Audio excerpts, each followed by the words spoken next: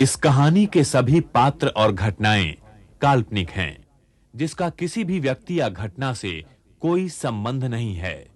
यदि किसी घटना के साथ इसकी समानता होती है, तो इसे मात्र एक संयोग कहा जाएगा।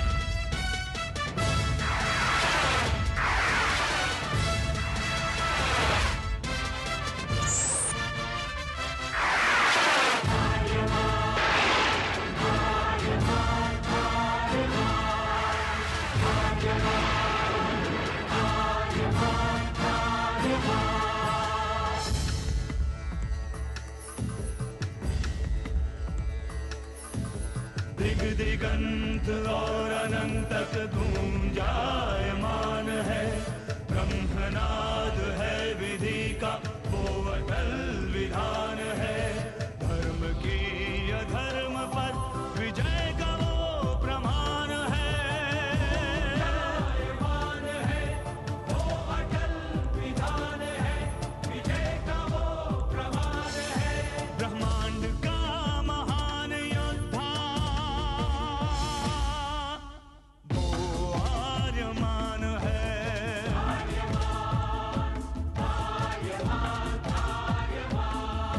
ब्रह्मांड का महान योद्धा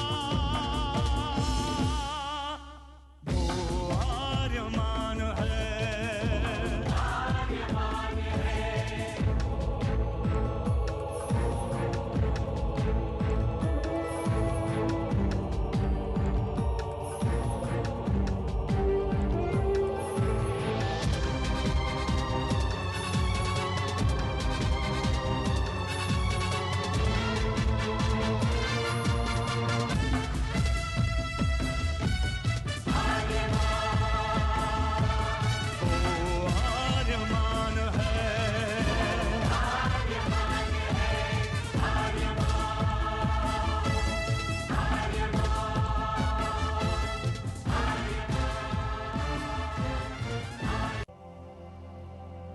अनंत असीम ब्रह्मांड, अद्भुत, विशाल, विराट, जहां असंख्य आकाश गंगाएं प्रतिक्षण बनती रहती हैं, मिटती रहती हैं। हर आकाश गंगा में होते हैं अनगिनत तारे, अनेकों सूरज, और सूरज के साथ होता है अपना सौर मंडल, जिसमें रहते हैं अनेकों ग्रह। न जाने कितने सूरज चमके और बुझ गए, न जाने कितने तारे चमके और खो गए, न जाने कितने ग्रह, कितनी पृथ्वियां, कितनी सभ्यताएं बनी, बढ़ी और खो गई समय की इस अनंत धारा में। इन्हीं अनजानी परंतु अमर गाथाओं में से एक है महागाथा ब्रह्मांड के योद्धा आर्यमान की। बहुत समय पहले पृथ्वी से लाखों प्रकाश वर्ष दूर आर्याना आकाश गंगा में एक ग्रह था, थार।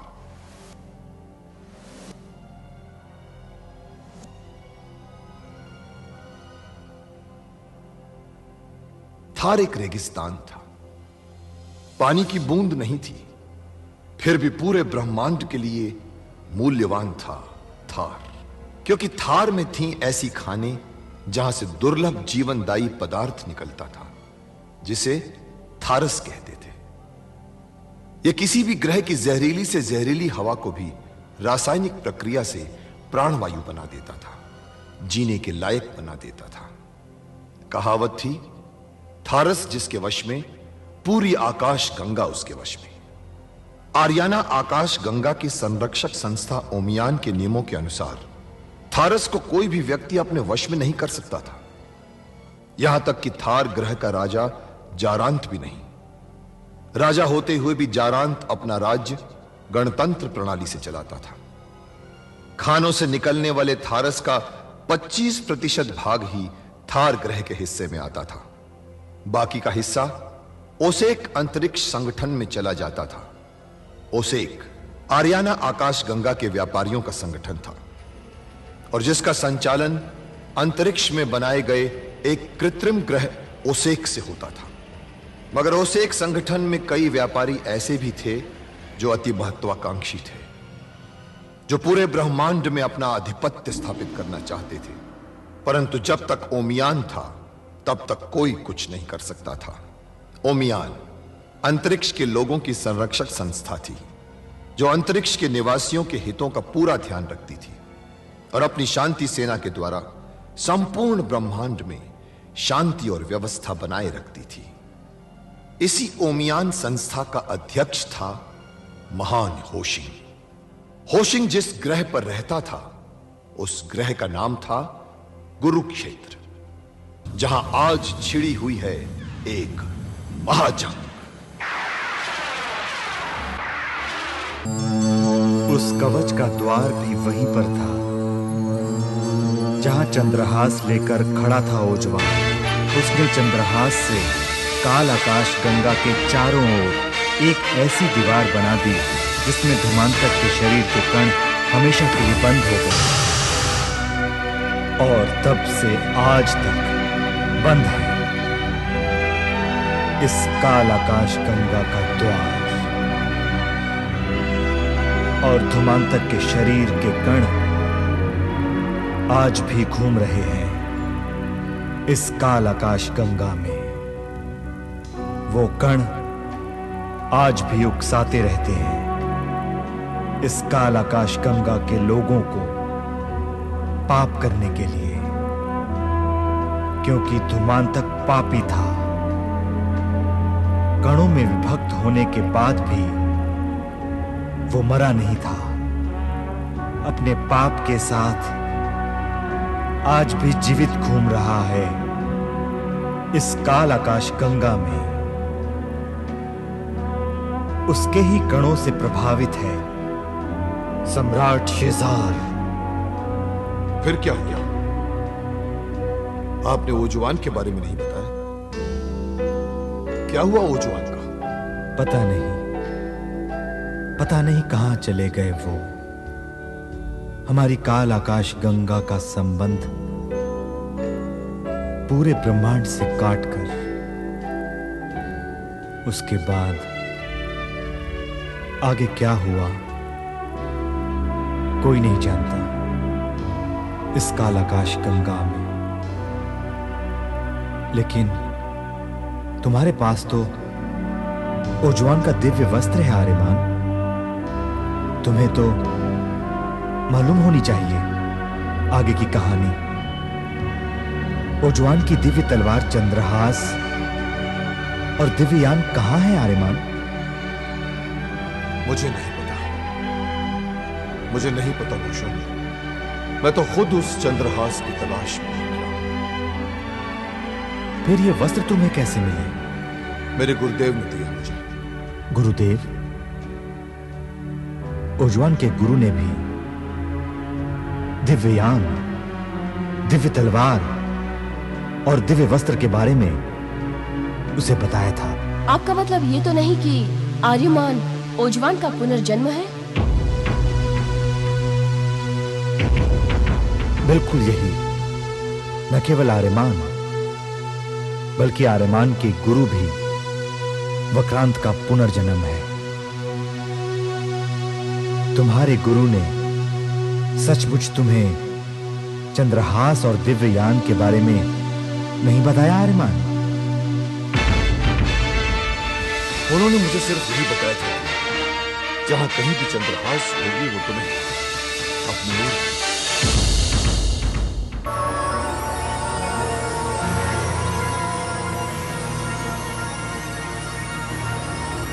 स्मरण रहे आर्यमान, चंद्रहास शांति का अस्त्र है, विनाश का।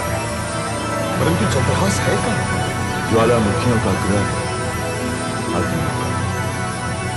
प्रतिपल हजारों ज्वालामुखी उगलते रहते हैं अग्नि के अंदर। उसी अग्निमुख की नाभि में, जहां पर उगलता रहता है अग्निमुख का सबसे भयंकर ज्वालामुखी, वहां तक पहुंचने का मार्ग कोई नहीं जानता। उस तक पहुंचने के सारे मार्ग आकाश की स्मृति से भी मिटा दिए गए हैं, ताकि कोई अत्याचारी उसे प्राप्त ना कर सके। जैसे कि पक्षियों के उड़ने से नहीं मिलते ना उनका कोई पदचिन्ह, वैसे ही चंद्रहास तक पहुंचने का नहीं है कोई मानचित्र। तो फिर कैसे पहुंचा जा सकता है चंद्रहास तक? जो चंद्रहास को थामने के लिए होता है पैदा, केवल उसी की स्मृति में जन्म से ही सुरक्षित होता है मानचित्र उस तक पहुंचने का। मगर मुझे तो कुछ भी याद नहीं आचार्य। कैसे पहुंचूंगा मैं उस तक? समय आएगा तो सब याद आ जाएगा। और बिल्कुल जब हमारा यान आपकी आकाश गंगा के द्वार के नजदीक से गुजरा तो मुझे महसूस हुआ कि इसी द्वार के पीछे मुझे चंद्रहास मिलेगा, तो कम से कम उसका सुराग से मिला, मगर दोनों में से कोई भी नहीं। लेकिन चंद्रहास के बनने की कहानी तो तुम्हें पता चली गई है ना आर्यमान? हाँ, मगर चंद्रहास मुझसे अब भी उतनी ही दूर है जितनी कि पहले थी। मिल जाएगी, चंद्रहास भी मिल जाएगी, मगर इस काल आकाश गंगा को उज्जवल जरूर मिल गया है तुम्हारे रूप में आर्यमान। अब तुम ही कुछ कर सकते हो। जरा सोचो, अगर शेजार काल आकाश गंगा के दरवाजे को खोलने में कामयाब हो गया तो क्या होगा? अब तुम ही बचा सकते हो हमारी काल आकाश गंगा को शेजार के आतंक से। हाँ रेमान, अब जो भी करना है जरा जल्दी सोचो। शेजार काल आकाश गंगा के दरवाजे को खोलने में कामयाब होने लगा है। जरा सोचो, अगर उसने दरवाजे को खोल दिया तो क्या होगा? दरवाजे के खुलने से धुमांता के शरीर के कण इस काल आकाश गंगा में, जो हजारों साल से कैद है, ब्रह्मांड में जा सकते हैं आर्यमान। और कहीं ब्रह्मांड में जाकर धुमांतक फिर से जिंदा हो गया तो पूरे ब्रह्मांड को बचाना मुश्किल हो जाएगा आर्यमान। और अगर कहीं वो जिंदा नहीं भी होता तो भी उसके शरीर के कण पूरे ब्रह्मांड में पाप तो फैला ही सकते हैं ना। इसलिए तुम्हें रोकना ही होगा शेजार को।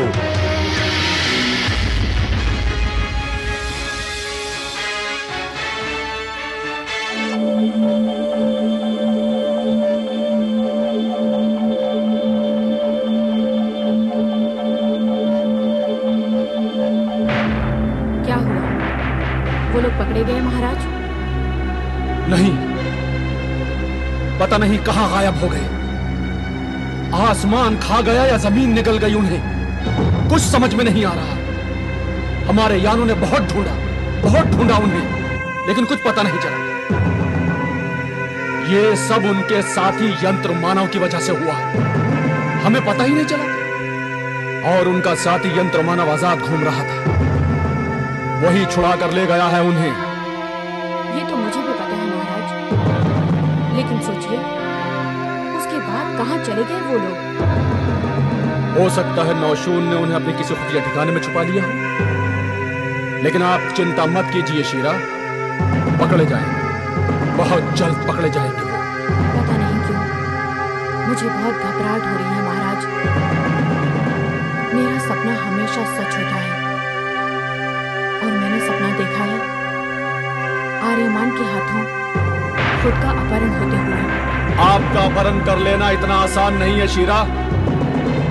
अगर उसने ऐसी कोशिश भी की तो मारा जाएगा, यकीनन मारा जाएगा वो।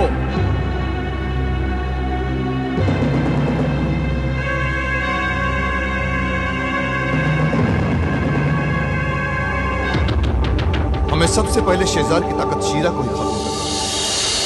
हाँ, उसके बाद शेजार को खत्म करना बहुत ही आसान हो जाएगा। बोलो मत, इसे इतना आसान मत समझो, इसमें खतरा है। सिर्फ खतरनाक नहीं, नामुमकिन सा है।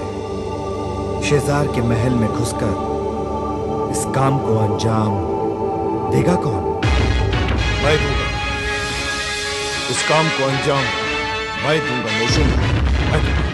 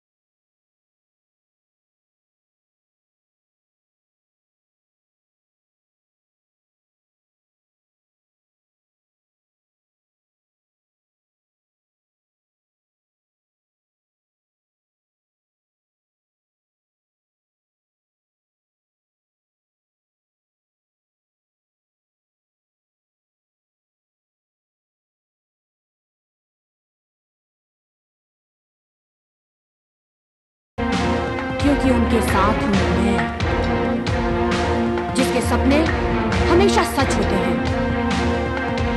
महाराजा शेजार के जीवन में क्या होने वाला है, मैं अपने सपने में पहले ही देख सकती हूँ। यहाँ तक कि किस युद्ध में उनकी हार होगी या विजय, मैं पहले ही देख लेती हूँ। और इस वजह से महाराजा शेजार वही करते हैं जो मैं कहती हूँ। अगर मैं अपने सपने में किसी युद्ध में उनकी हार देख लूं, तो वो युद्ध नहीं करते। और इस प्रकार मैं महाराजा शेजार की शक्ति हूं। शक्ति नहीं, गुलाम हो तुम उसके गुलाम। एक ऐसे गुलाम जिसके सपने भी गुलाम है उसके मन। गुलाम नहीं, बराबर की हकदार बनने वाली हूँ। अगर वो ब्रह्मांड के स्वामी बनेंगे, तो मैं ब्रह्मांड की स्वामी हूँ।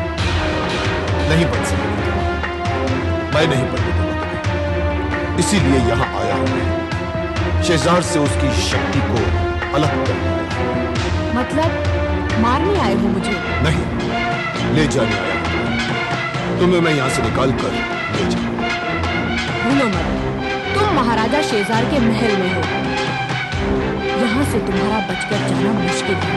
ब्रह्मांड को शेजार के हाथों से बचाने के लिए मैं हर मुश्किल को उठाने को तैयार हूँ। चलो मेरे साथ। आग से खेलने की गलती कर रहे हो तुम। हेलो, खत्म कर दो इस घुसपैठिए को।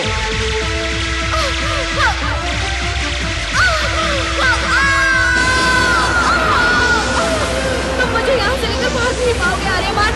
हमारे सैनिक मार डालेंगे तुम्हें। चलो। इसे तुम ले आए अपने साथ, ये तो हमारी दुश्मन है।